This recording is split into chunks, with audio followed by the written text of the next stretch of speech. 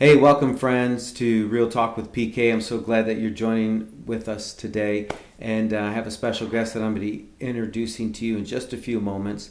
But I wanted to encourage you to, once you watch our show on Spotify and this podcast, would you share the link with people that you know? We're trying to get more followers on this channel, and I think we have really good topics to talk about. And today we're going to talk about current events, what's going on in our world, especially in America. Last night, Tuesday, the first, we had our vice presidential debate on CBS, and very, very interesting. So we're going to get into that and kind of talk about that a little bit tonight, and then talk about where we are in the elections and who do you like. Are people excited about this elections? And what's going to happen. So we're going to talk about that, and also maybe if we can get into it today, where the church stands in this election as well. So thank you for tuning in, and I hope you enjoy this. So today I want to invite Kyle Bauman to the podcast. He's one of our elders at Crosspoint Community Church, and I'm so delighted to have Kyle with us. Thank you. Thank you. Yeah, it's cool to be here. Yeah, it's really cool setup we got down here, and we're really liking it. So Todd and I were on last week, and we just talked about a whole different bunch of things. And so today, I want to talk with you about the debate last night. First of all, how are you? I'm good. Good? Good, yeah. And people should know you're a millennial. Yes. So yeah. He's 33, I'm 56. Mm-hmm. And so I wanted his perspective with the millennials and what their viewpoint is on what's going on in this election. So real quick, so what generation are you? Are you a boomer? Or are you no? Are you? Yeah, I think I am X? When I'm X, I think. You're X? I was born in 1968, so I think I saw something that said that the cutoff was like 64 or something like that. So for the boomers? For the boomers. Yeah, I'm X. I think you're like you're like at the top end of X. I think so. Yeah. Interesting. Yeah, it's the best generation. We grew up with the 80s music. Pretty much. Yeah, that's what everybody seems to say. Everybody's coming back to the 80s stuff now. Oh, yeah. You know. I'm seeing 13-year-old kids with mullets. Yes! I know. Isn't that crazy? I was like, I thought for sure this hairstyle was dead. Like, this was never a thing for, like, my entire life. I know. And suddenly, like, it's like, they're going hard into the mullet. My son had a mullet for the longest time, and I'm like, bro. See, like, whenever I was a teenager, because, I played hockey, so, like, you'd have, like, the hockey mullet. Yep. But that was just because you had long hair and the helmet. Exactly. That wasn't, like, you weren't trying to look like achy breaky heart dude or whatever up there. Yeah, right. Like, but now kids are like, no. Look at John Bon Jovi. Yeah, they're like, that's what I want to look like. Yeah. Which is crazy to me. But, so welcome. Yeah. I'm glad you're here today, and I'm glad we don't have mullets right now. Yeah. So thank God for that. But, we had the debate last night, right. And J.D. Vance versus Tim Walz. Yep. He represents the Democratic Party. Yep. So I wanted to get your perspective. How do you think it went in your age group? Kyle's 33, so in that mid-20s, 30s. Have you had any feedback? Do you what were your thoughts on it? So part of me is like, okay, maybe I'm not the best representative of my age group, because on a lot of things I know that I'm very different from like a lot of people that have been my age group, especially whenever it comes to politics. I've always been really politically active. Mm-hmm. I mean, I listened to Rush Limbaugh when I was 13 years old, and all that stuff. And growing up in Michigan was a fairly liberal state. I would get into arguments with people at school, which is one of the reasons why I wanted to. Whenever I went to college, I was like, I'm out of here, and went down to Kentucky for school. So part of me is like, okay, I'm not the best representative of this, and I have never successfully voted for a president. So like in 2008, I didn't want McCain, but like wanted McCain, didn't win. Then wanted Romney in 2012. I pinched my nose and voted for him. Right? Didn't happen. After Romney, I decided I made a rule for myself, which is I am never again voting for a Democrat. And so in 2016, I watched the whole thing, and I'm like, listen to Donald Trump very carefully, and I'm like, Donald Trump is a Democrat. I'm like all of his policies, everything that Really? he's saying. I was Yeah. like, Donald Trump's a Democrat. I was like, not going to vote for him. And so I didn't vote for Donald Trump in 2016. So did you not vote? So I didn't vote for the top of the ticket. Okay. Never vote for Hillary Clinton. Right. Yeah. So I mean, we can get into this a little bit, but like, I was one of those people that was like, never Trump. But to me, you were like, a never Trumper. I was a never Trumper. But like, never Trump to me, because like, I became never Trump because like, I don't know. Again, I don't know. I follow the primaries. Yeah. Right? So to me, I was like, okay, I'm never Trump in the sense that if you make Trump the nominee, I am not going to vote for him in November. I'm not going to vote for him at that point because I was like, I'm looking at his policies. I'm like, he is a Democrat. I don't vote for Democrats, so I'm not going to do it. I think what happened was, and by the way, like you could see this because like in 2016, Donald Trump was all about art of the deal. Yeah. Right? He was like, I'm the art of the deal. I'm not a politician. I'm going to come in here and I am going to like work with both sides, bring both sides to the table. And for me, I was like, that's what Republicans have been doing my whole life, and I hate that. Yeah. I'm like, I didn't want that to happen. Unfortunately, and you know, all Nancy Schumer, Chuck Schumer, Nancy Pelosi, right? They were all like Donald Trump's friends. Yeah. And he knew them, right? But what happened was they thought they were going to come in. I think, from my perspective, they were going to come in and make deals with him, and they were like, "Oh, we're going to make all these deals." Problem was that the media successfully convinced their voter base that Donald Trump literally was Hitler. Yep. And so because of that, they were like, Nancy Pelosi, Chuck Schumer, how dare you work with Hitler? You can't do that. And so Nancy Pelosi had to be like, yeah, sure, he's Hitler, but look, we're going to get this like bill passed. And Donald Trump is on Twitter and he goes, what the heck do you mean I'm Hitler? How dare you say that about me? I think all of you are terrible.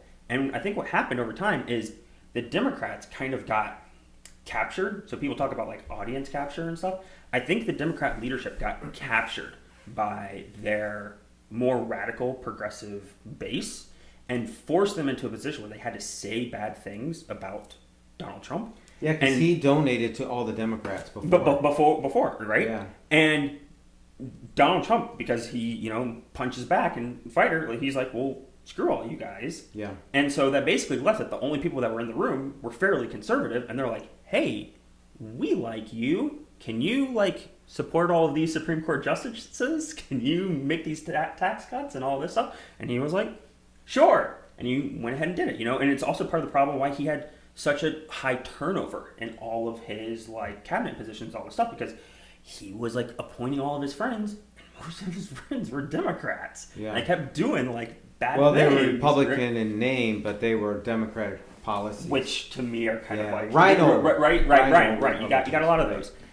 Yeah. But I think because of that kind of weird turn, he ended up having the most conservative presidency of my life. He did.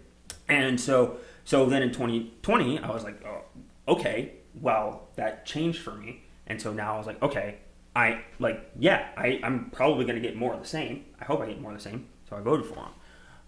And so like, I did. so that's what I'm saying. I'm like, and so now at this point, I'm like, man, the worst thing that Donald Trump has going for him is that I'm probably going to vote for him. I'm sorry for you, buddy. I'm like, it's the same way that I felt about like the Kentucky Wildcats in college. Like every single time I watched a game, they lost. And I'm just like, eventually, I was like, I just got to stop watching. Well, maybe you should vote this time, and he might win. Yeah, maybe. But we're going to talk about that in a moment. But like but from just like a millennial perspective, so millennials are in a real tight position right now. Like we're getting like we're old now. Yep. I think in some people's minds, like millennials are still like fairly young and stuff, but it's like if you're looking at like a 20 to 25-year-old kid, they're not a millennial. Right. Right? Like we're all in our 30s and like in our 40s. And up. And like a lot of us have been working for a long time. Yep. And a lot of us have been working for pretty much the entire time that Democrats have been in office. Right? So like of the last 16 years, Yeah. Democrats have been in office for 12 of those years. Yep. Right? And so we've basically, our entire working lives have been during Democrat-run economies. And how's that working out for you guys? Not great. Yep. And so, like, most people can't afford houses. Yep. But most people have been... also, just the job industry is in a weird... The job industry, for a lot of different reasons, is in a very weird place. It's... People don't get good raises. The raises don't keep up with inflation. People pretty much have to switch jobs to get decent raises. There's not great benefits. People don't like. There's not great work-life balance. And then there's also, like, depending upon which industry you're in, which thankfully this isn't an issue for me. Like, you have the whole, like, you have to be very careful about what you say because everything is online, right? And you're worried about stuff getting back to you. And so, in a lot of weird ways, just like, I think my generation is also the first generation that really, like, grew up with the internet. So we are used to using the internet and utilizing the internet as a tool, I think, better than any other generation.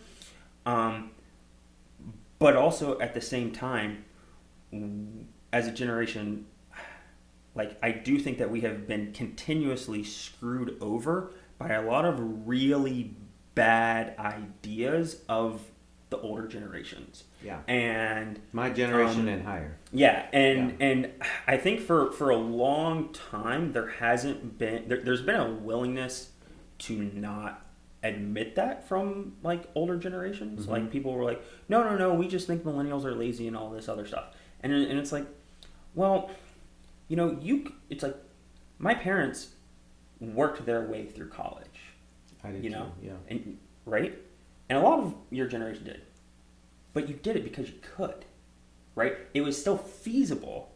College was cheap enough back then that you could work an entry to mid-level job and still afford college. Yeah. But because of this idea that started, I guess, whenever I was a kid, you know, of, like, everybody needs to go to college. Yep. And the government should pay for it. So the government should guarantee those loans. Colleges are like, we're all for that. So every single year, boop, Yep. price of colleges, like, up. And, like, just, so, like, I mean, I think whenever I was in college, every single year, the tuition went up. I believe it went up 7 to 8% every year. Every year. And it's still going up. And I'm pretty sure that it went up that amount because my understanding is it was illegal to raise it any higher than that.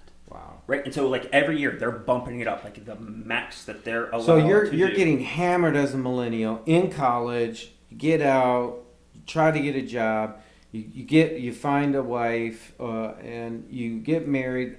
Now they're trying to get a house. They can't get a house. Many of them are. I'm not saying all, but many. And then in this debate last night, you have a millennial. Yeah, J.D. Vance is 40, I think. He's at the top. He's at the top end of it. But yeah. End of it. And I watched him, and I had a feeling that he was going to be so good. The way he presents himself, and I've watched him and listened to him, and, like, I've heard Tucker Carlson interview him, and I was impressed with him then. And so Tucker's pretty bright. Tucker's my age, so we grew up in the same generation. I think he's 55 or 56. I'll be 56 this week, so we're pretty much the same age. And his wife is from Michigan, by the way. Oh yeah, she's a Michigan girl. So, but so with that said, does JD in last night's performance, does it give the millennials hope? I think so. They can change this country that we're in? So I think for a lot of people, yeah, because, okay, so like I said before about, like, millennials, like, we really know how to use the internet, right? And so for a lot of, like, guys my age, like, we spend, so it's called being terminally online, right? It's just, you're always online, right? And and so that can be a bad thing. Yeah. Because you can get focused on things that are not good. But for a lot of people my age, it's like the internet is the greatest information transfer tool since the printing press. Mm-hmm. And the printing press radically changed the world. It started conceivably is part of the reason why the Renaissance really kicked off. Right. It's part of the reason why the Reformation really kicked off. But it's also part of the reason why the religious wars really kicked off. Yes. Right. So there's a lot of good things and a lot of bad things that come from that increased level of information transfer. Mm-hmm. So a part of that is I think what people my age saw, and definitely what I saw, and from what I've because I'm on Twitter and I or X or whatever, and I see what people say. Yep. When you listened to JD Vance, you saw someone that was very informed on the topics, very informed to a very detailed level, and also was used to watching the media and could spot the spin. Right, I think he corrected them. Yes, and he fact checked them. Right. I love it. Which is something that so that was for me that was one of the things where for the last presidential debate and everybody's like oh it was a gang up on Donald Trump, and I'm just guys, have you not been paying attention for my entire lifetime? Yeah, right. They did this to Mitt Romney. They did. They did this to they did this to John McCain. They did. And they did George and Bush. Not only that, they do it to all of the primary candidates. All of them. They did it to Herman Cain. God bless his soul. The media and this goes into other stuff. It's the media really tries to pick the Republican candidate. They do. They absolutely try. Yeah. Which is part of the reason why it's so funny that Donald Trump won in 2016. Yes. The night that Donald Trump won, I was laughing the entire time because I was you guys wanted him. The media wanted Donald Trump because they thought that they could turn him. He had wall-to-wall coverage. They were like he got more free press than any other presidential candidate ever. It's insane. And they did it because they were we can turn him into Hitler. And it's well, you also forgot that half the country hates you. Exactly. and so that's why he got elected. And so I think it was seeing JD Vance do that. I think from a millennial perspective, I think a lot of people found it very refreshing to be okay, that guy is a guy that is online reading the material, and he knows how the institutions react and spend things, and he knows how to handle himself in a debate. Yep. And it was really nice to see competence as an offering in the presidential debate. And be cool about it. Yeah. He didn't get flustered. He didn't get upset. I loved how he looked at Tim Walz and was calm and then waited for his answer. Very congenial, I thought, between both of them. I thought it was a great debate. But I really enjoyed how he looked at the camera and he even addressed the media. Right. The two ladies that were who was it? It doesn't matter. I don't know the two ladies that were there. They're all liberals. So yeah. But he was very respectful even when they were wrong. They were trying to mislead him. Right. He's well, no, this is how it actually is. Right. And very respectful, on key, never got excited. And I think that was so refreshing because Trump didn't do that the last debate, and he let Kamala get the best of him. And it was one-sided. I agree. And but I think if that's what our representation of in Washington on the Republican side looks like for the future, man, I think we're going to be good if we can win this election. My concern, and Todd and I talked about it last week, was the illegal vote. All the illegals that are coming in, and it's hard to, when they're passing out state IDs and they're going to be able to vote and they're not American citizens. Yeah. That's scary for me in my generation and what I'm seeing. So I just wanted to see where you were on the debate. So you think overall it's giving hope? I think so. We'll come out of that, and you think we're going to get the Republicans might get a bounce, and will it make the millennial generation excited to go out and vote? Because that's what I want. So like the thing is like, okay, because, and then this is why I'm like, for people that are like me that are my age, I think that yes, I think J.D. Vance, I think he accomplished what he needed to accomplish. Mm-hmm. The race is very close right now. It is. And so really, I think that in I don't believe the polls though.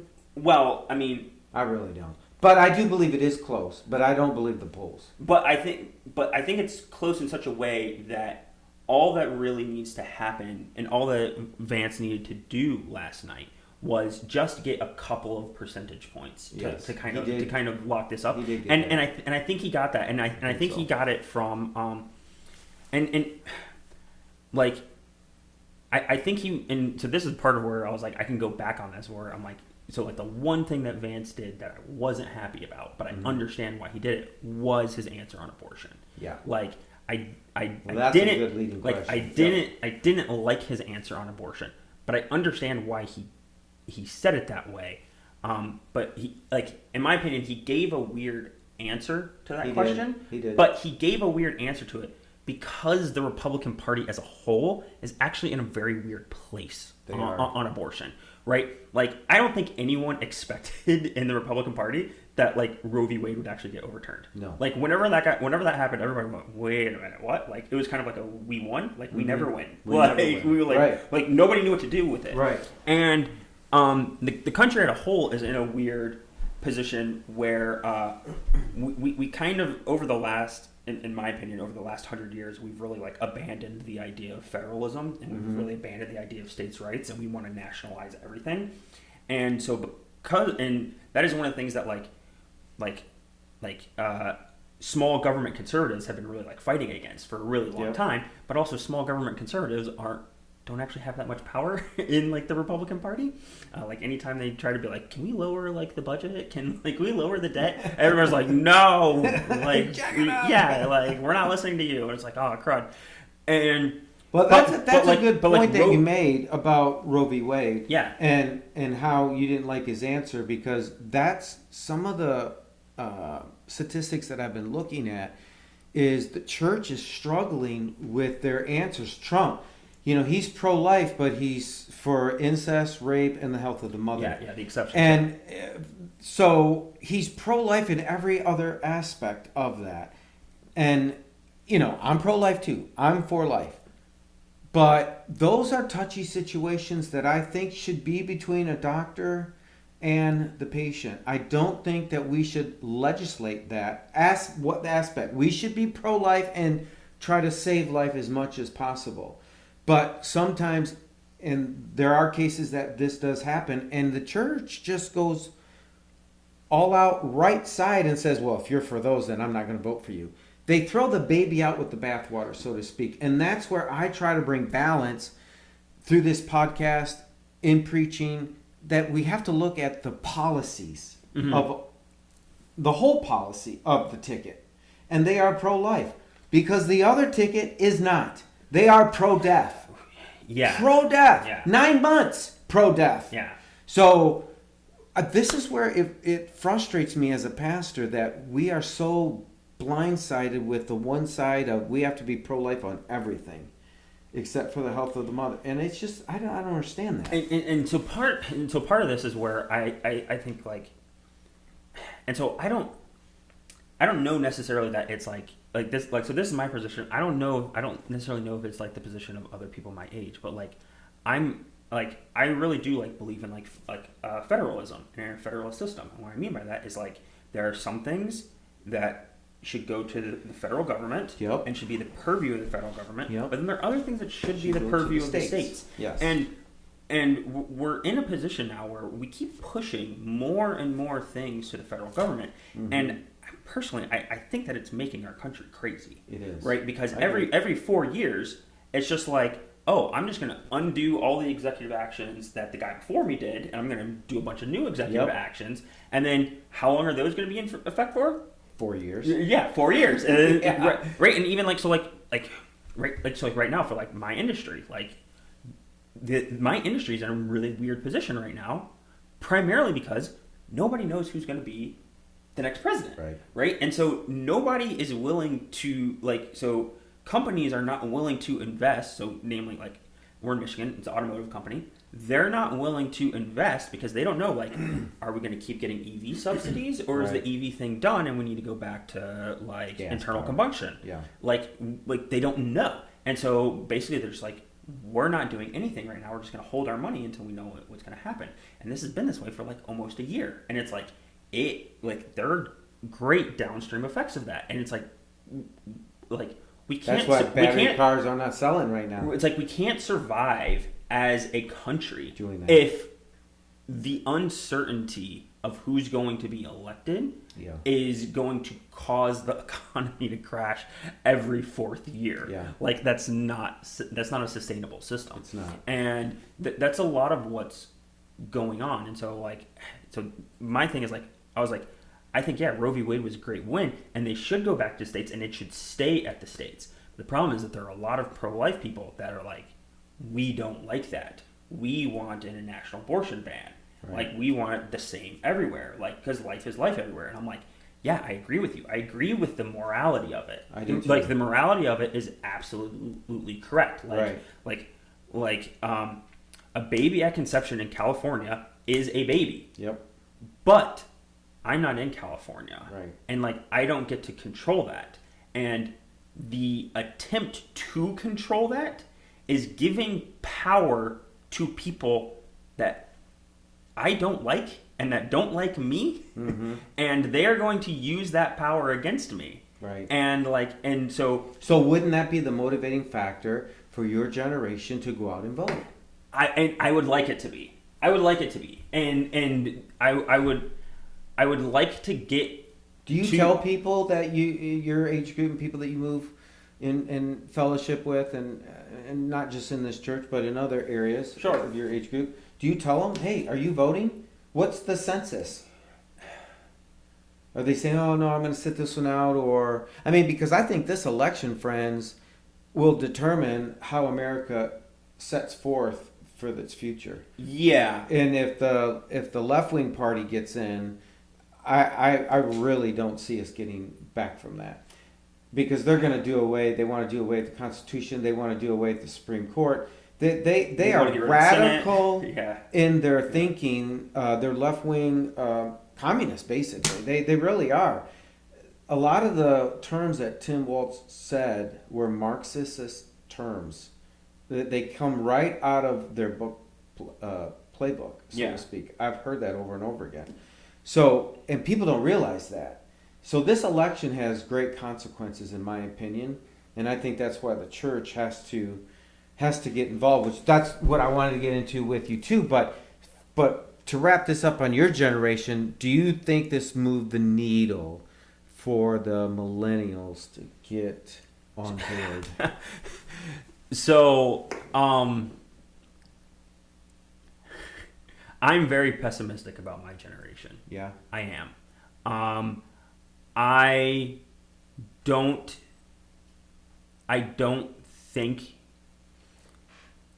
it's going to move. So I thought that my generation would really shift on its views once it got into the workforce. Like, I really thought that was going to happen. I thought I was like, because I was around people that were my age and all this stuff, and I talked to them. I had friends from high school and all this stuff, and I was like, once they get into the real world and have a real job, they'll start to get it more. And some did. Even like a lot of the people that are about my same age, but not necessarily friends, but just like people that you watch online, right? Like, so like whenever I was in college, I wanted to be like, I wanted to be fair and balanced, right? And so I watched the people that were left wing back then. Right. Ironically, actually, one of them was Tucker Carlson. Yeah, he was. Because he was on. Back in the day, he used to be on MSNBC. Yep. But people that are closer to my age are like your Tim Pool, like your Dave Rubin. He's British, but like Sargon of Akkad, like all these different like people. And I watched them precisely because they were left wing, and I was like, I want to know like what left wing people are thinking, and pretty much all of them, like those three, and there's a lot more, have all shifted to being right wing. And you're seeing that with bigger names, so like Elon Musk, Tulsi Gabbard, like, Joe Rogan, Joe Rogan, Bobby Kennedy, and so there is a shift that is because the Democratic happening. Party is not the party of JFK anymore. They're not. They're the party of elites. Yeah, now they are. Isn't it funny how the Republicans were back in the day, 60s, 70s, and 80s, and even 90s, they were for the rich. Yeah. Now it's flipped. The Republicans are for the middle class poor, and the uber rich are the Democrats. Well, it's crazy how it's flipped on its head. So I think part of that is because so I have this theory. I think fundamentally, I think Republicans want to earn wealth, and I think fundamentally Democrats want to be wealthy. Mm-hmm. And I think fundamentally a lot of Democrats are okay if they become wealthy by just being given it. Yeah.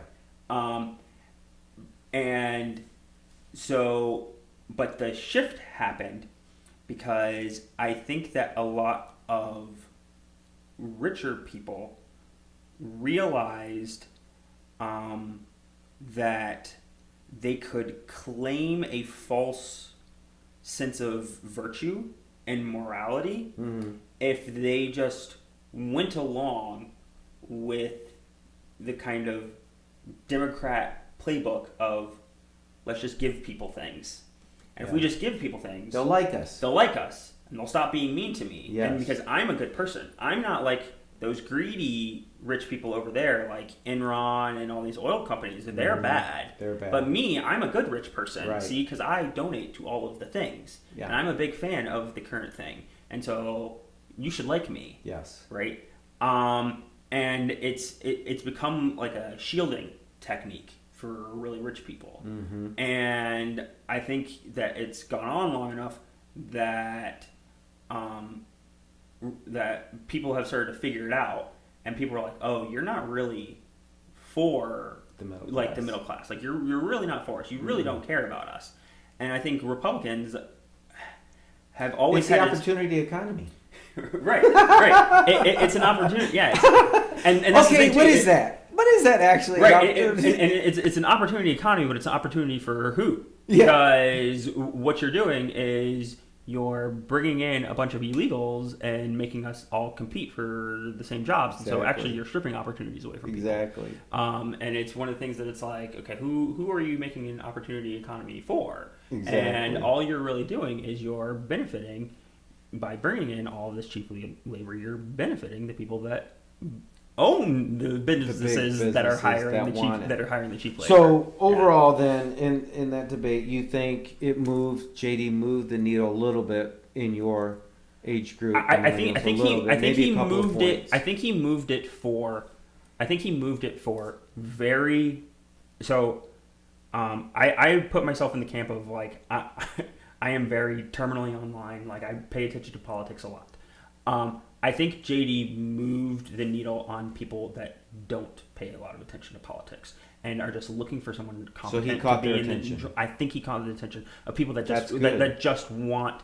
because in some ways Biden won on that sense of normalcy, right? Biden won on that sense of normalcy that people were like turned off by Trump from, and I think JD has done a really good job. I think he did a good job last night to be like, hey, it is on this ticket, because I don't think anyone was super impressed with either Harris or Trump in the last debate. And really, of the four candidates, it's really looking like Vance is like the most competent and like stable of all of them. I agree. And so I think so. It's a plus. So it's a plus, and I think he moved it for. And so there will be people in my age group in that bracket that I do think will be like, okay, like I'm gonna shift. I like that guy. Yeah. Okay. Yeah. Now, do you think that the elections will be fair? No,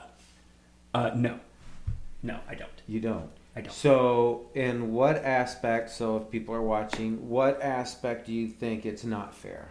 Sure. I actually just saw a clip. This is one, and so like some of the so like this is further away from me, but I just saw in Arizona there was a clip from a local news station where they were saying that they discovered that a bunch of I believe it was something like 200,000 people were put on the voter registration rolls that had failed to give their proper ID, and so That's a Republican state. And so but Arizona has had a lot of problems They have. with how their voting goes. Yep. And they're controlled by rhinos down there too. John McCain's state. Yep.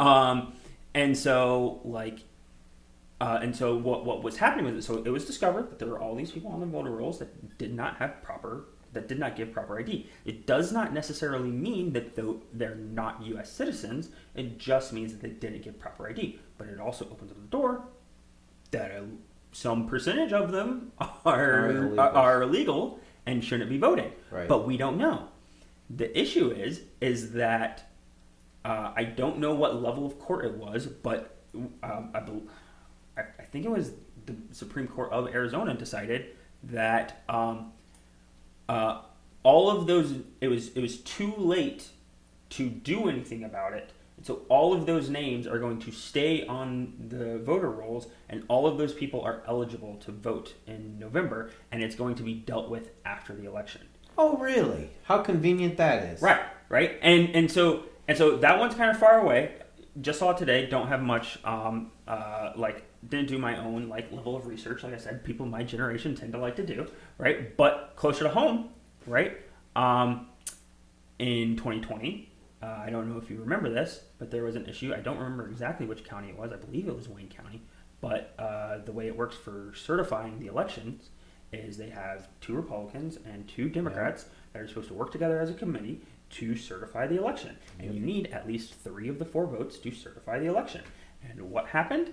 The 2 Republicans were seeing what was going on in Wayne County, and were like, no, we're not going to certify this. And so what happened? They got a bunch of death threats. Yep. And basically, one of them was a lady who I believe was worried about her kids, and so she changed her vote and she certified the election. I remember that. And now what has happened is that a recent video came out from the new Secretary of State of Michigan, and she said that. So I'm unclear on whether or not this is a law change or this is just something that they're doing. I don't know how they're doing it, but she stated it was a little Instagram or TikTok video, and she goes, if any certifiers don't certify the election, we are going to go after you. Prosecute them. We're going to prosecute you. Dana Nessel. Yeah. Mm-hmm. And so I'm sitting there watching that going, then what's the job of a certifier?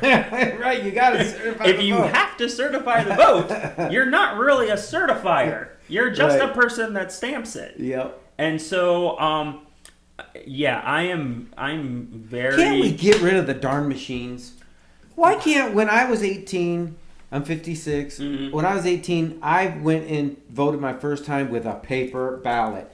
I want paper ballots. Well, so the joke online is that the ancient Greeks used to use pottery shards. And so they're like, let's go back to pottery shards. Yeah. It's why can't we do paper ballots? It's really hard to fake those. Because it's hard to cheat when you have it on paper. Well, because you actually have a machine that counts it when it goes in.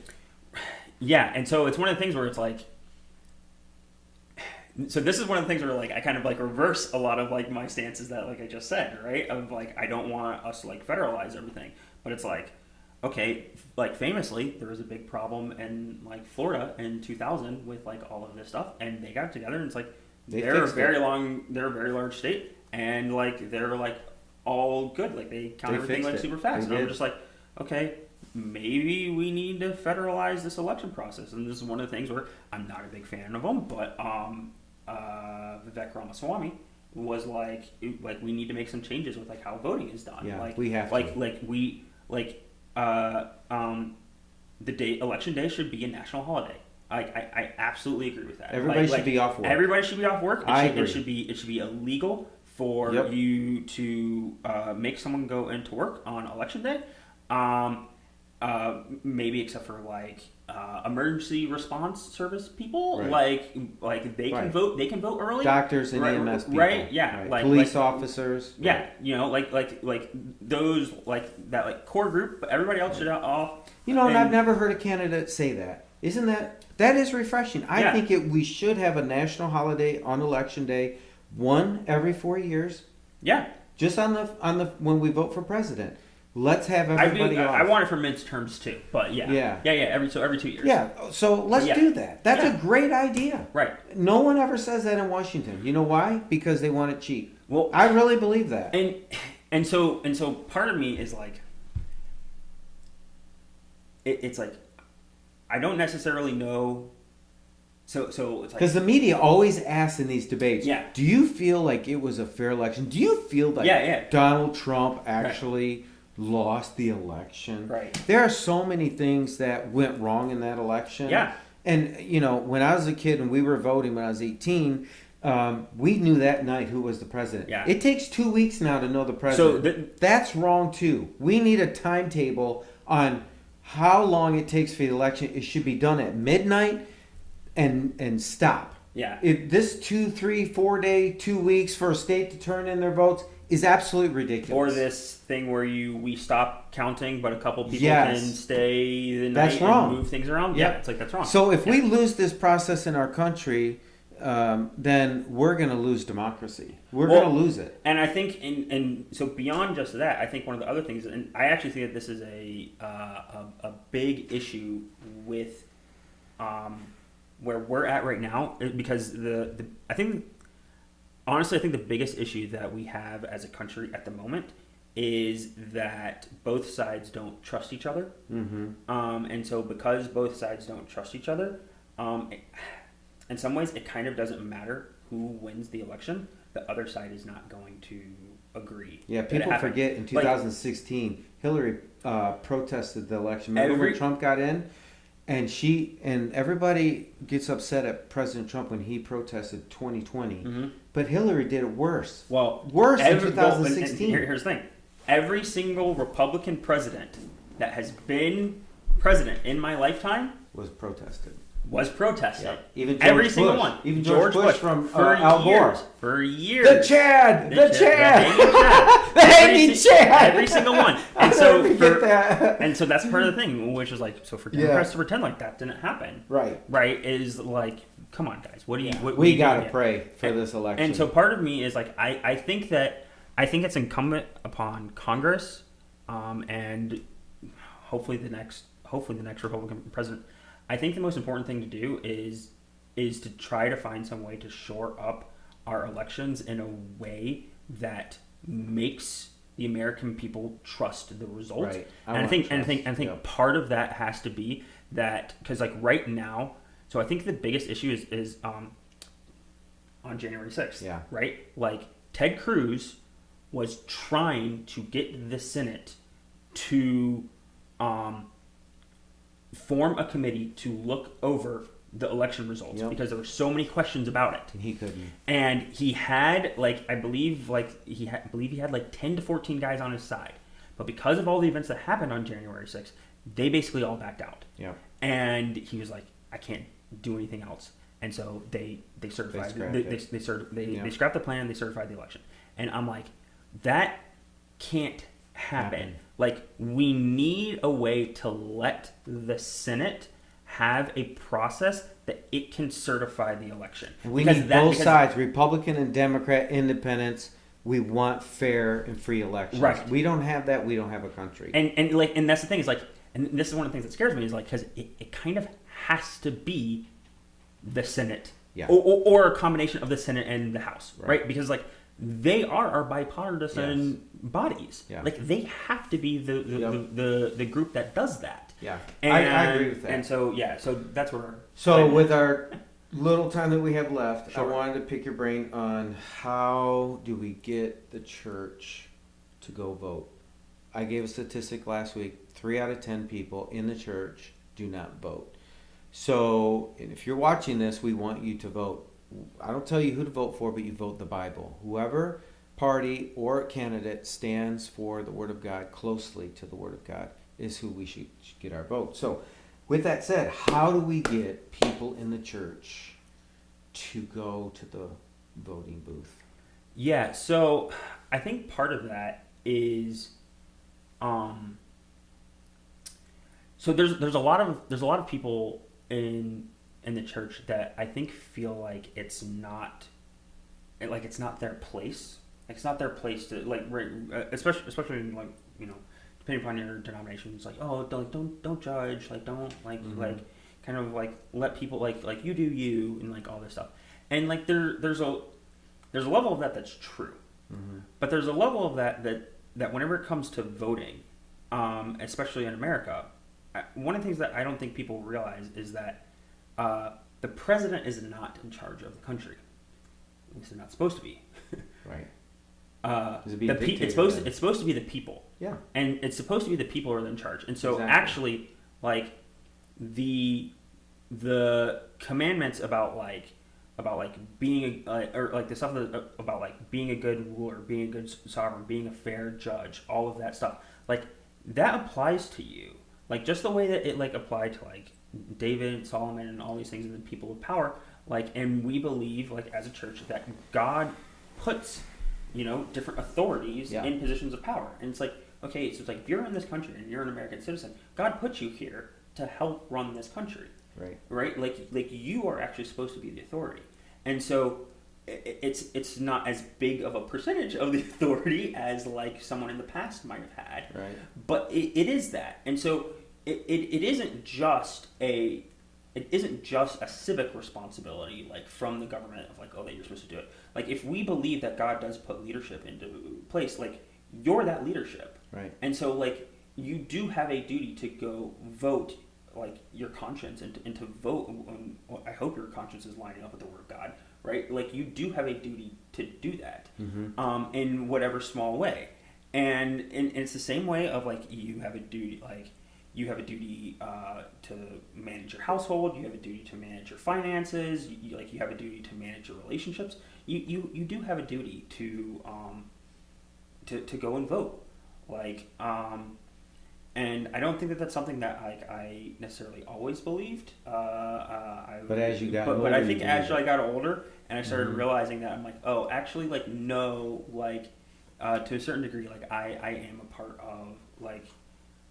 I'm a small sovereign of a very large and great nation, and furthermore, not only is it our responsibility, like, if we shirk that responsibility, like just go read Judges. Yeah. Like, look at what happens whenever like the kings like start shirking their responsibilities. Yes. It's like bad things happen. It gets real bad, real fast, real quick. And it's like if you shirk your responsibility, it's like as an American voter, it's like you have the smallest level of sovereign responsibility that has ever been given to a person. Yeah. Just do it. Like, just do it. And also, and like, even if you're like jaded like me and you think that like the election isn't going to like isn't going to be fair, you still need to go vote. Yeah. Because like, you need to go vote. You need to go vote, and you, like, even if you think the other side is going to do terrible things or be evil, right, you need to make it harder for them to be evil. Exactly. Right? Like, you need to be the salt and light in the world. Yes. Like if the darkness is going to be there, you have to be there in order to make the darkness try. Don't just seed the territory. Yes. Like actually go. I like that, and be salt there. and light. Yeah. We got to be salt and light. Thank you. Yeah. Thank you. Thanks. I want to say thank you to Kyle Bauman for being with us on this podcast today. He is an elder of Crosspoint Community Church, one of our great leaders, a theologian as well, and we just love him and appreciate him. So I hope you enjoyed this.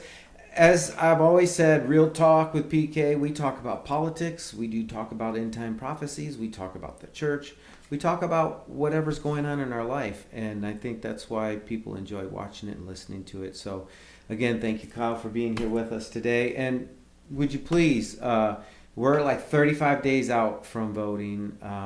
Go vote. It's so important. Like Kyle said, it is our civic duty to do so, and God holds us responsible as well. to do that and to vote our conscience and vote the Bible. So anyways, thank you for tuning in. God bless you. Share this link with people, and we'll see you next week.